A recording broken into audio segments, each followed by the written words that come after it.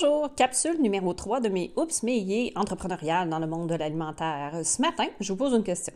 Alors, si on vous offrait de participer à un super événement de 10 jours avec une super visibilité, plein de monde, des milliers de personnes par jour, pour vraiment pas cher, avec un beau kiosque, diriez-vous oui ou non? Est-ce que c'est une bonne occasion d'affaires ou non? Ça m'est arrivé il y a plusieurs années, on m'a convaincu d'aller dans un kiosque qui me coûtait très, très peu de frais et qui était tout équipé, dans lequel je pouvais vendre pendant 10 jours lors d'un événement qui s'appelait Expo Québec, que vous connaissez sûrement.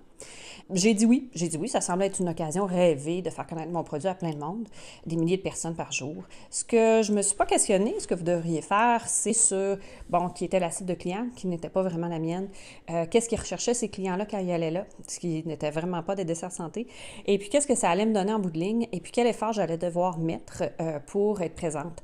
Donc, moi, dans ce cas-ci, il fallait que je fasse autant la production qu'être présente au kiosque, et ça, une dizaine d'heures par jour, et puis l'employé que j'avais trouvé, malheureusement, m'a fait faux bon la dernière minute.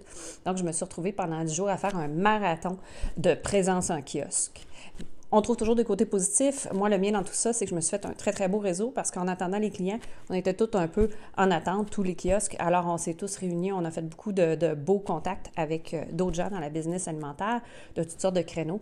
Pour ça, ça a été super. Et puis, les clients que j'ai rencontrés, les clients qui ont acheté sont restés des clients pour longtemps et ça a été magnifique. Donc, j'ai réussi à en convaincre quelques-uns.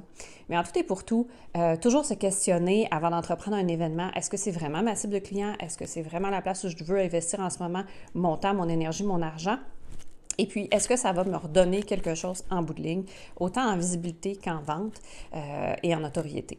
Alors, continuez à entreprendre l'alimentaire et à bientôt!